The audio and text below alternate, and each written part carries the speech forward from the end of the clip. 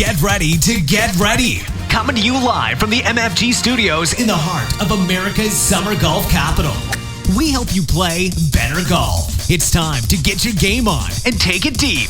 This is the Mike Fay Golf Show. Here's your host, Mike Fay. Okay, welcome everybody to the Mike Fay Golf Show. And on today's show, we have the PGA Rules official here in Michigan, Frank Guastella. How you doing, Frank? I'm doing great today, Mike. How are you? Super duper. And our very special guest, Mr. Brandon Stooksbury. How are you, my friend? Mike, I'm great, buddy. I appreciate you having me on. I'm looking forward to this. Thanks. Oh, it's going to be fun. We're going to have a great conversation today. For those of you that don't know Brandon Stooksbury, you must be living under a rock because he's got a list of accomplishments the length of your arm. And he is the director of instruction at Idle Hour Club in Macon, Georgia. He's top 40 under 40 for Golf Digest. 2016 GRAA, Growth of the Game Teaching Professional. And most recently, the author of the Wedge Book. And we'll be talking about that in a little bit. And as you know, you've seen him on the Ask the Pro show. You're busy. That's awesome. Yeah, it's been a good year. It's been a really good year. I don't have too many complaints. There's been a lot of great things happen and a lot of people that deserve a lot of thanks for that. But it's been a good year. Absolutely. Well, the Wedge Book right here. Fantastic. Absolutely fantastic. Go out and get it. Let's talk about that a little bit. How was the process of making that thing?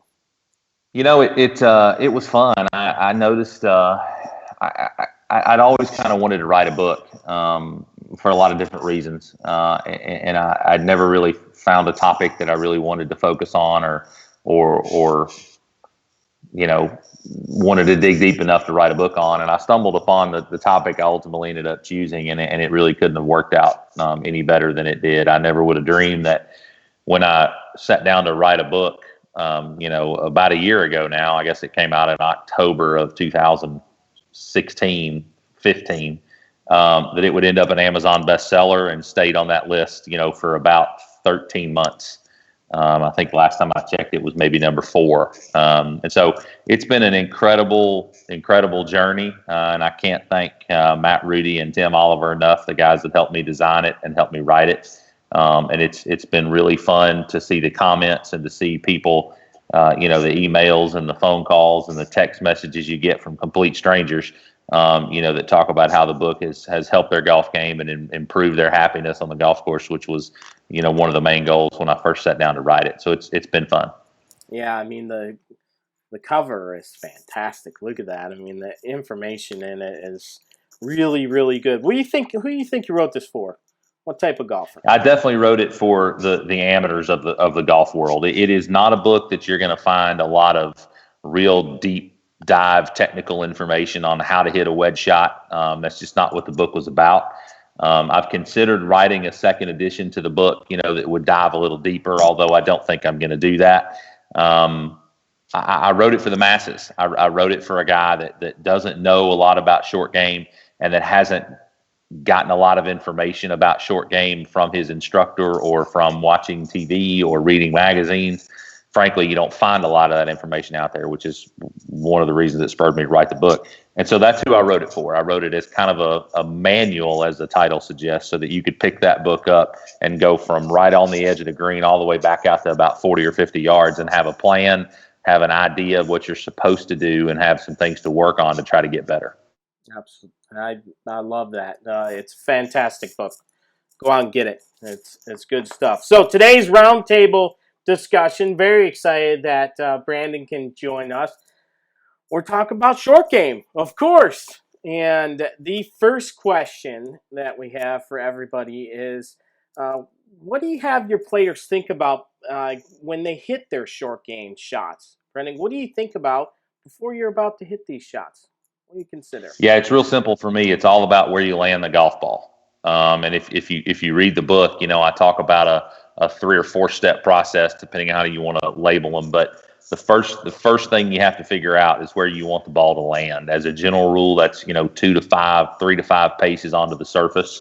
There are some times where that rule can be broken when there's a large tier you're having to hit over or where the angle's bad. But as a general rule, 3 to 5 paces onto the green, land the ball there, and then make your decision on how much it needs to roll so that you can figure out what club and where you're going to play it in your stance and all that other stuff that goes with it. But by far, the most important thing, in my opinion, is where is this ball going to land? If you think about how we throw a golf ball or throw a baseball or throw a football, where are our eyes? Our eyes are on the ultimate target, right? Where the person is going to catch the ball. Now in golf, nobody catches it. So there's an extra step of trying to figure out that roll. But first and foremost, we got to know where we're going to land it. And so that's what I want my guys and gals thinking about as they're standing over a short game shot. Where's this ball going to hit the green? What do you think, Frank? What else can you add to that? Well, what I'd like to add is, actually, I'd like to ask Brandon a couple questions here. This is a two-part question, Brandon. Do you think people should be fitted for wedges? And point two, talk a little bit about bounce. You know, what is bounce? Should a player have more bounce, less bounce? How does it figure in to the shot process? Yeah, those are one of those questions is easy. The other one's a little complicated. Yes, I think people should be fitted for wedges, and there's a whole conversation to be had about the shaft that's in your wedge and the weight, and perhaps we'll get into some of that stuff later. But yeah, you definitely need to be fitted for your wedges. They are not used in the same way, or shouldn't be used in the same way that the other irons in your bag are used. And so, yes, I think you need to go through a fitting process with a qualified professional to do that, to figure that out. As far as bounce goes, I view things a little bit differently, perhaps, than most people, and certainly what you see out of the manufacturers. And I bring that up because the manufacturers offer lots of different grinds and lots of different bounces nowadays that they didn't offer even 10 years ago, much less 15 or 20 years ago. And it's gotten a little complicated, right? You know, our golfers out there don't understand the different grinds and what they're used for and the bounce angles and maybe even what bounce means. And so here's what I would tell you.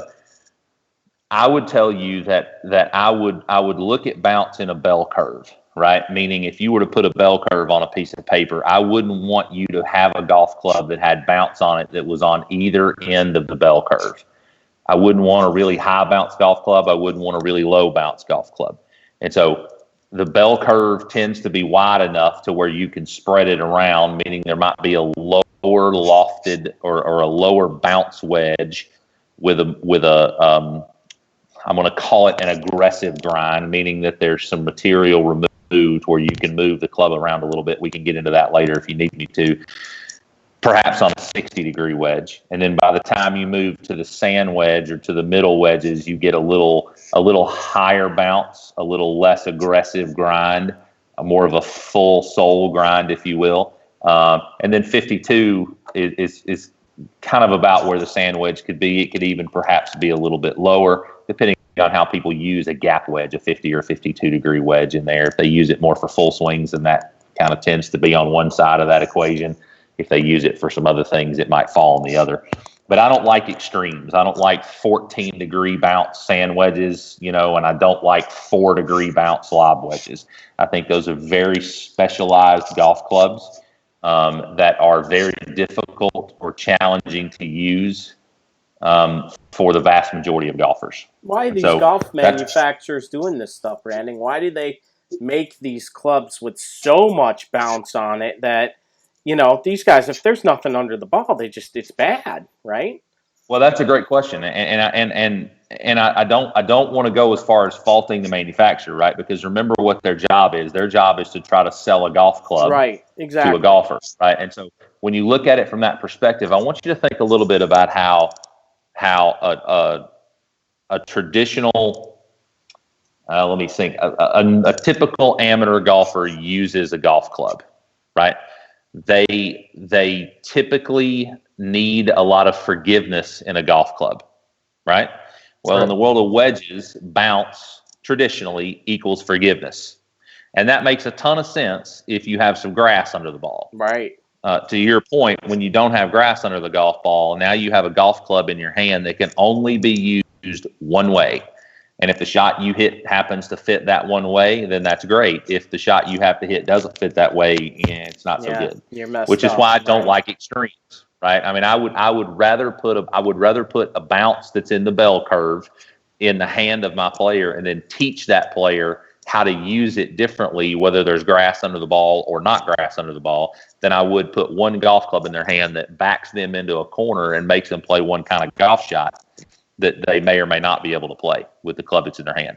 And so let's not forget, there's a club fitting issue here that happens. People as a whole, and I don't care how good you are or how bad you are at golf, but people will adapt to the club you put in their hand. And so if you put a wedge in someone's hand that has a very, very high bounce on it, then they will adapt their technique to suit that bounce.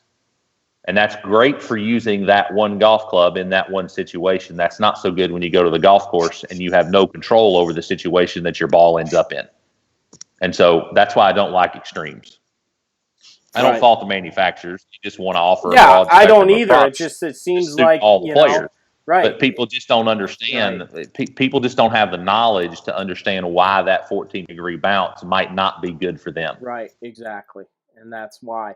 And so really the moral of the story is go get fit, right? Spend some time on. Most people just go, oh, I need a sand wedge, and they don't go and grab one in the bag. They don't even understand what bounce is or being. Well, it's look, we have this issue with everything we do, right? And it makes me laugh sometimes when you have your manufacturers that play this grind or play this bounce. This is the club that Steve Stricker uses. Really? I mean, how many people that play this game have the hands that Steve Stricker has? Why on earth would you want to put a golf club in your hand that plays the same way his golf club plays? I mean, when you think about it, it really doesn't make any sense. But there's a sexy factor, right? There's a sellability factor in the fact that Steve Stricker plays that grind. And so don't forget what the manufacturers are doing. They're there to help us, but don't forget they're trying to sell a golf club too. And sometimes you have to look between the lines to find the right golf club that they have. Right, exactly. Being fitted. Okay, what is the most common problem we see with players' wedge games? Frank, what do you think? Well, I would think the scooping, not understanding how to hit the run shot, not understanding how to hit the walk shot, not understanding how to hit the stop shot. So those are the things that I see most commonly in the players that I work with. They just don't understand the technique of the shot. Think, Brandon? That's a fantastic answer, Frank. I couldn't agree. I couldn't agree more with that. That's one of the first things I try to teach players that come to my tee is understanding the effect of trajectory on the type of shot you're trying to hit, and then that you teach them how to manipulate trajectory at will. And there are a few different ways to do that, but that's a fantastic answer, right? That you're right. They don't understand how the technique changes, whether the shot needs to roll or stop. I love the what do you call it? Run, walk, and stop. I like that. Walk, stop. Yeah. I like the walk. That's pretty good. But they don't understand how to do that, right? I would add to that, Mike, in saying that a problem I see a lot, and I cover this in one of the first chapters of my book, is they don't have a plan. They don't take a second to assess what they're trying to do, right? I mean, you think about it. When most people hit a shot up there that's 10 yards from the edge of the green, they grab their highest lofted wedge out of the golf cart where it's parked on the cart path, and they walk across the green. They don't give a second thought to where it's going to land, how high it's going to go, what it's going to do when it hits, and they just try to hit it and hope it stops somewhere in a 5-foot circle. I mean, it's ludicrous when you think about it. When you think about, we'll stand in a fairway and we'll pull out a $400 laser and we'll figure out how far it is. We'll assess the wind with the grass and we'll pick a yardage and I want to do this or I want to do that. And then we get the short game shot. We don't do any of that. And so I think there has to be the two things that we just talked about. One, there has to be a plan, right? You have to try to figure out where you're going to land it and what you're going to do. And then two, to Frank's point, you have to know how to alter the trajectory and landing zone accordingly to hit the shot that's best suits the situation. And I think that's the problem. They go in with one kind of shot, and if the situation fits that shot, great. If it doesn't, they're in trouble. Yeah, a lot of times if they made 75-degree wedges, they'd grab that too, right? I No mean, question. No question. it's, They'd be trying to rip it Without a 80 yards doubt. away, yeah, trying to hit one high and floaty in there. I mean, it's just the way they think, right? right. And I say they, I mean, it's like I'm alienating them, No, but that's exactly what happens, and that's why I right. wrote the book, right? Because I didn't see a lot of that information out there, and so people need to know that stuff. Yeah, being able to hit all these different shots is so important. What's your feeling on softer shafts, stiffer shafts in your wedges, and how about the overall weight of your shafts? I mean, a lot of times, before we'd like to have a graphite set of irons that was lighter and a heavier wedge. Now, what are we trending towards? What are we doing? Yeah, well, I don't know about trends. I can tell you where I stand on the issue. I sometimes I think trends in the golf industry are driven by manufacturers' lack of innovation, right? And what I mean by that is all this effort and energy has been put into fitting golf clubs, but not putters or wedges, right? We don't talk about that, and so what that means is they get the True Temper Dynamic Gold Wedge Flex shaft gets thrown in the wedge, and we just assume that fits everybody. And think about how crazy that is when we talk about a 7-iron, right? I mean, that's absurd to think that somebody would put one shaft in a 7-iron, but that's what we do in wedges, and putters is even a whole other topic. But to answer your question, the weight is important, right? But a decision has to be made going into the whole wedge fitting process. Are you a player that's going to make full swings with wedges or not? Now, I certainly sit on one side of that equation as a coach and what I would prefer my players to do, but that's a legitimate question. If you are someone that tends to make full swings with wedges, then I'm much more of a fan of putting the exact same shaft in your wedge that you'll put in an iron, right? And so if you're going to play a Dynamic Gold S300 or X100 Tour issue or, whatever, XP95 or whatever shaft you're going to use in an iron, then I would want that in a wedge if you're going to make full swings, because I need that club to play as similar to the rest of the irons in your set as possible.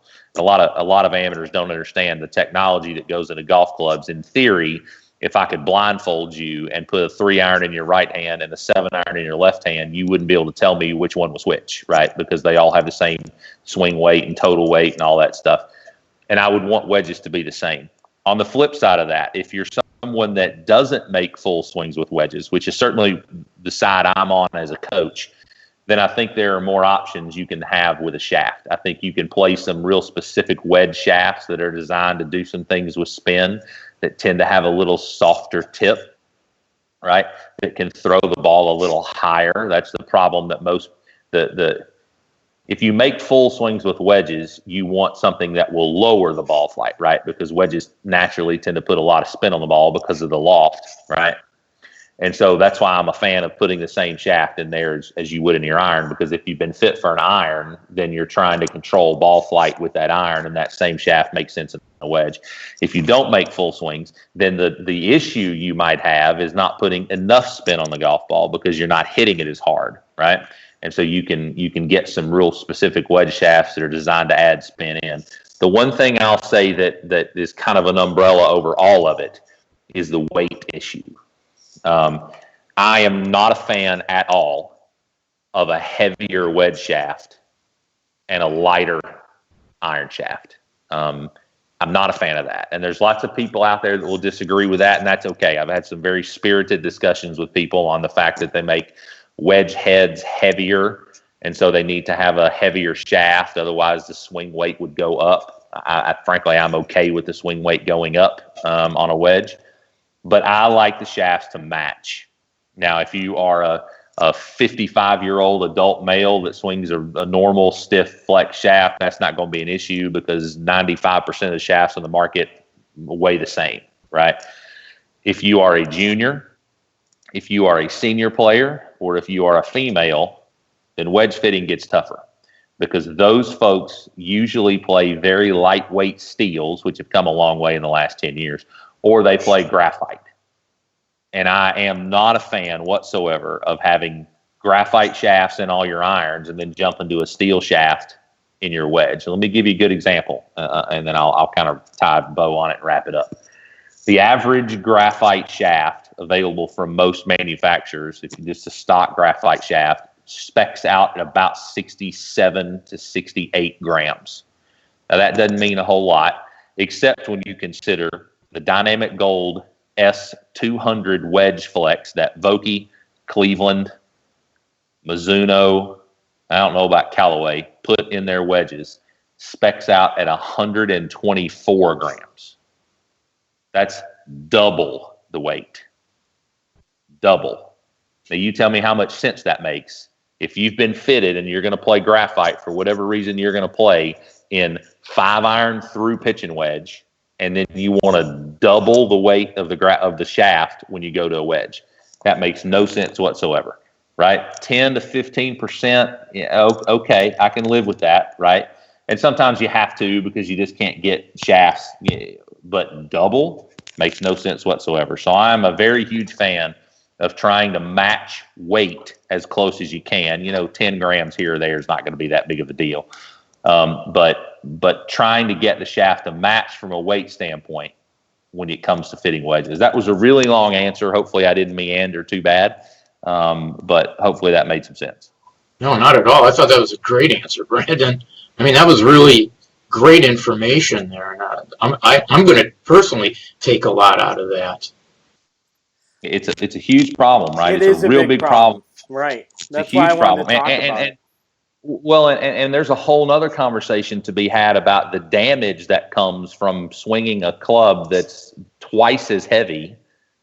That's not entirely true because the head weights are, but you get the point, right? That weighs 40% more. What that does to your technique, what that does to your short game technique, and I could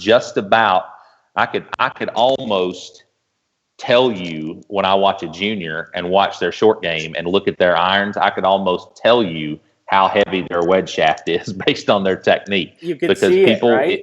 Yeah, you can absolutely. You absolutely can see it, right? And all these companies out there. Think about a company like U.S. Kids Golf. Mike, you're a master. You're a master teacher with top 50 with U.S. Kids Golf. And you think about all the work they've done to try to educate the public on the importance of having properly sized and weighted golf clubs for juniors and the negative effect that the wrong weight and length can have on their technique. And it's like we get the wedges and we forget, right? Because Vokey puts S200 in all their shafts. Now, I'm not faulting Vokey. That's just an example, right? And so it's really, really bad in the juniors, in the ladies, and in the senior female or senior male categories because those folks tend to play lighter weight shafts in their irons.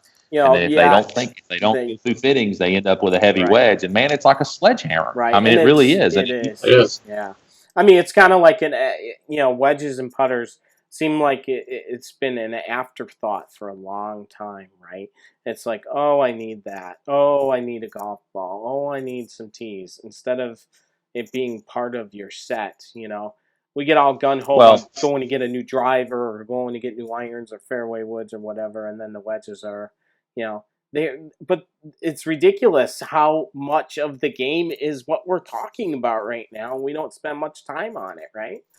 Well, I'll tell you why I think that happens. And I'm a little bit, I'm going to blame this on the manufacturers because I think what they've done is they've turned wedges and putters into impulse buys. Right. And so people don't go out and spend $1,200 on a new set of irons on an impulse. At least most people don't. Some of my members do, but that's another conversation. Right.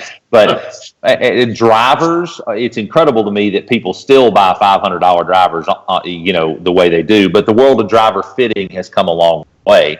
Right. But I think it's real easy. I'll give you a great example. Right. I mean, I went through this whole fitting process with one of my really good junior players. He just qualified for the U.S. Kids Worlds, by the way.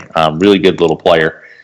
And I held off on getting him new irons for months and months and months. And he was asking and his parents were begging and went through this whole process. And finally he got to the place where we could get him some new clubs because he'd grown a little bit. And now we're all set. And I just got a phone call this morning. Hey, we're thinking about getting him a new putter for Christmas. Which one would you recommend?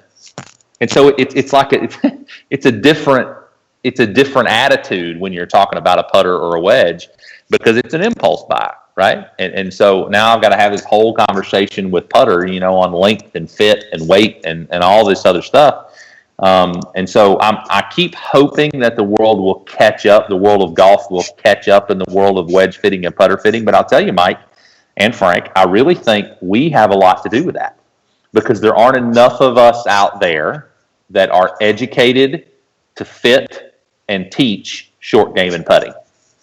And until there are enough of us out there that are transferring that, look, I don't expect the manufacturer to do it. When they can sell a $500 driver, they're going to put more marketing into that than they are a $150 wedge, right? And so it falls on us to educate our players and our members and our customers on the importance of being fit for wedges and putters. And until we do that, I think we're always going to fight the battle. Yeah, I think you're right. It's up to us to be able to let them know, educate them. All right, let's switch gears for a little bit. Let's talk about different lies around the green. And we've got one buried in 3 inches of rough. What are we going to do? What club are we going to pick? Do we change the club based upon how bad the lie is? Yeah, I think you have to. There are 3 questions that I ask my players to answer every time that they have a weird lie, right? Is the ball going to come out higher or lower, faster or slower, with more spin or less spin, right? And once you answer those questions, then you can start to figure out what you need to do. For example, let's take your 3 inches buried lie, right? Is it going to come out faster or slower? Slower, right? Which means I got to hit it harder, okay?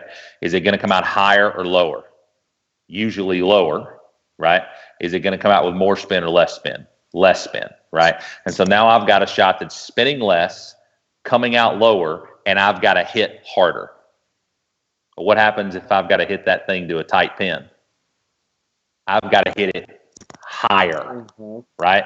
I've got to use trajectory to try to overcome what the lie has done to me, right? And so in that situation, you absolutely have to hit it higher, right? If that thing were on the fairway, you might play as Frank calls it, a walker, right? You play kind of a medium trajectory shot that hits and rolls a little bit. But if that thing's buried in 3 inches of rough, you've got to hit it to the moon, because that's the only way you can counteract the fact that it's going to come out lower with less spin, and I had to hit it harder to hack it out of the rough. And so, yeah, I think you have to assess the lie you have and then start to make adjustments to technique to accommodate the trajectory needed to overcome what the lie provides you. Right. Or, the other side of that would be a real tight fairway lie. Those balls tend to come out faster, higher, with more spin, right? And so you have to hit those things lower to force it through the spin it's going to have on it. And so it works on both sides. But if you can answer those 3 questions, then you can start to understand how to adjust and manipulate technique to overcome the lie. What do you think, Frank? Well, I'm going to ask you guys a question. I always get the student that's married to a certain club to chip with, and all they try to do is just change the face angle. And I tend to agree with Brandon. You got to have a plan. You got to go in there and assess everything and realize that maybe that's not the club that I need to hit this shot with. So, I'm a firm believer of trying to teach people the different shots, making sure they have a plan and they understand just the principles that Brandon talked about. How's the ball going to come out? Hot, slow, high, low, just information like that. No, that kind of leads us into our last question for today. How do we get our players to practice more?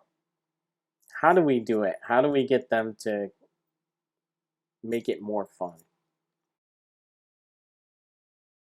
Well, personally, I think, if you can try to create some good games in the course of the practice, I think that makes it interesting. The thing that I find with my students is it's not glamorous to practice your short game.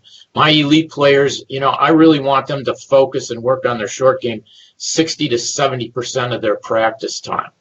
But it's not sexy. It's not fun. So I think we as instructors need to start making it fun by maybe creating some games, creating some different type of practice scenarios that make it interesting for a player to want to work on their short game. I'm just a firm believer that, to me, the player can improve so much, especially the average player that we're working with, if they'll just spend a little bit of time on their short game. And as an instructor, that's one of the things that I try to impress on my students is, if you're willing to spend more time chipping and putting than you are taking a driver, standing on a driving range and trying to pound it, your scores are going to come down a lot quicker. That's just my opinion. Can I just say ditto? Sure you can. That's good, Brandon. Yeah, look, I think we have to gamify it. I think Frank's exactly right. And I would say that across all practice environments, right? Not just short game. But yeah, I think you have to make games about it. I talk about playing birdie, right? It's the old game of horse in basketball, right? And so, Mike, you pick a shot and you hit it, and if you hit it to 2 feet, I've got to hit it closer or I get a letter, right? So you play birdie or bogey if you want to be negative, in golf, whatever. But it's a great game. You can play it with 2 people. You can play it with 6 kids on the putting green out back, or you can do whatever. You can play it in putting or chipping, and that's just an example of gamify. For my better players, I use statistics, right? And so hypothetically, let's say I'm working on their bunker game. Well, the PGA Tour averages about 50% up and down out of a bunker on average, right?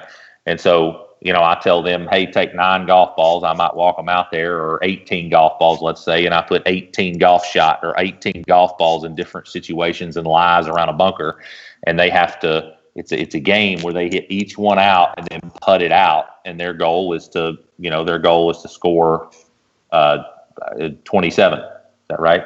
18 plus, yeah, right. 27 or less. And so it not only does it gamify it, right, but it gives them results that are trackable.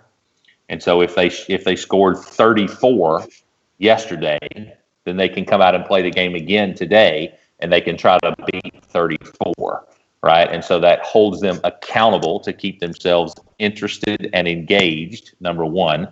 Number two, it randomizes each golf shot, which is very much what we face on the golf course. We don't hit it out of bunkers. You don't throw down a bucket of balls and hit 47 bunker shots to the same hole ever, right, when we play golf. And finally, number three, if you do it right, it can introduce an element of pressure that is most like what we feel on the golf course too. I mean, coaches across all sports are forever trying to make the pressure that you feel in practice as close to possible as to game-like pressure. That's why they scrimmage in basketball and baseball and football. You can't ever match it perfectly, but any time you can get closer, I think helps transfer that skill from a practice environment out to the golf course. And so you have to gamify it. Frank is dead on with that. Brandon, one of the games that I've been using with my players is I have them go out and play 9 holes from 100 yards in. And I tell them you need to shoot 27 or less. Yep. When you start doing that, move it to 150. Yep. From 150 in, if you can shoot 27 or less, move it back a little farther. But right. I'm in total agreement with you. The gamifying it, trying to create game-like conditions or course-like conditions is a great way to learn. Yeah, I'll tell you what, this is kind of a message to the coaches out there that might be listening. I tell you, a great game to play with your members. If you've got guys that need to work on short game but are having a hard time buying in, go play 9 holes with them. And here's the deal, right? They play their ball until they get inside 100 yards. And then once they get inside 100 yards, you finish the hole. And then compare what the combined score of that day to their handicap is. And that's the last time you'll ever have to have a conversation about short game. No, that's great. That's a good one. That's wonderful. All right, we got to wrap up today's show. I want to thank so much to Brandon Stooksbury for coming on with us today. Thank you so much, my friend. Thank you, Brandon. Mike, this is awesome. I'm really proud of you for doing what you're doing, and you speak for all of us coaches and trying to grow the game and doing this stuff, and more power to you. I'm happy to be invited and take a little small part, and so congrats on your success. Thank you, Frank. Great to meet you too. Keep up the good work. Great to meet you too, Brandon. This was just a wonderful afternoon. You bet. Thank How you. can everybody get a hold of you, Brandon? I know we got the Wedge Book up on Amazon. You can check that out. How else? Yeah, so everything relating to me is under kind of one banner. It's Stooksbury Golf. It's kind of a funny last name, but it's STOOKSBURY golf.com. Twitter feed is Stooksbury Golf. Facebook is Stooksbury Golf. YouTube is Stooksbury Golf. It's all under Stooksbury Golf. And so if you just go to Google and type in Stooksbury Golf, it'll take you right to the webpage, and my cell phone number and email and all that stuff is right there. Very good. And thanks so much to Frank. We know where we can catch Frank on MikeFayGolf.com, right? You got it, right. Mike. Thank you guys so much. Have a super Thank you. day. Thanks. Thank you for listening to this episode of the Mike Fay Golf Show. This has been a Mike Fay Golf production. Follow us today on Facebook, Twitter, and Instagram. We are Mike Fay Golf, Team MFG.